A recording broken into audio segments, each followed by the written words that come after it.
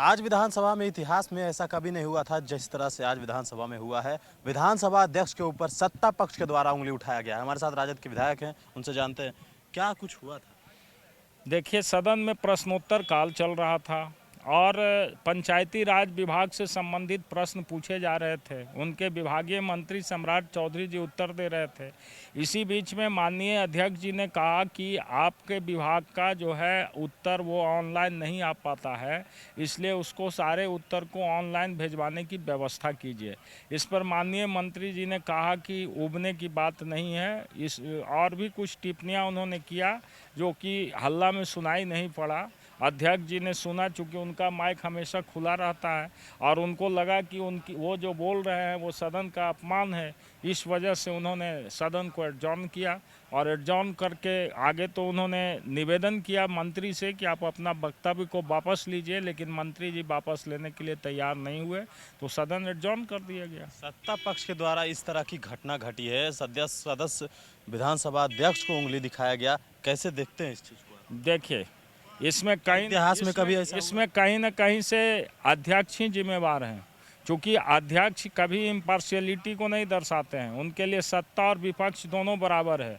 हम लोग जब अपनी बात को अपने फोरम के माध्यम से उठाते हैं तो अध्यक्ष जी हम लोगों को नियम और परंपरा और कानून का हवाला दे करके हमारी बातों को दबाने का काम करते हैं। हमारे सदस्यों को भावना को पूरे तौर पर व्यक्त करने नहीं देते। और दूसरी तरफ सत्ता पक्ष के लोगों को हमेशा संरक्षण मिलता है आसन से। आज तो उसी का दुरुपयोग करके सत्ता पक्ष के लोगों ने आज अध्यक्ष को ही बेइज्जत किया, बेइज्जत कर दिया भरे सदन में। भरे सदन में। इससे बड़ा क्या होगा? जब उन्होंने कहा कि उबने की बात नहीं है और भी बहुत सारे कड़वा बात बोले, उसको उन्होंने वापस लेने के लिए कहा, वापस नहीं लिए, तो ये तो सदन की अवमानना है, कुर्सी का अवमानना है, माननीय अध्यक्ष जी का सम्मान का अवमानना है। अगर ये काम विपक्ष के द्वारा किया जाता तब क्या होता? विपक्ष के द्वारा किया जाता तो फिर यही लोग प्रचारित करते, सत्ता पक्ष के लोग, कि ये लोग अपना नियम कानून बनाते हैं, सदन के नियम कानून और परंपराओं से इनको कोई मतलब नहीं है, अपने ढंग से ये लोग सदन को चलाना चाहते हैं, नारकीजम करना चाहते। सारे दोष हम लोगों पर मढ़ दिया जाता और भी बहुत सारी बातों को कहा जा सकता था। इसलिए तो सत्ता पक्ष का असली चेहरा बिहार में बेनकाब हो गया। चाहते क्या हैं वो लोग? क्योंकि उनको ये मनसा है कि प्रश्न का सही जवाब नहीं दें, और प्रश्न का सही जवाब नहीं देने के लिए वो लोग चाहते हैं कि प्रश्नकर्ता को जितना कम से कम समय मिले, और दूसरा कि यदि सदन किसी भी माध्यम से अव्यवस्थित हो जाता है तो उसका लाभ मंत्री को मिलता है। आज बहुत सारे जनहित के प्रश्न थे, उनका जवाब नहीं हो सका, शून्यकाल नहीं हुआ सदन में, अर्जेंट मैटर बहुत सारा था। तो ये सारे चीज़ें दोनों के विवाद में भेंट चढ़ गया, जिसका भुक्तभोगी बिहार की जनता को बनना पड़ा।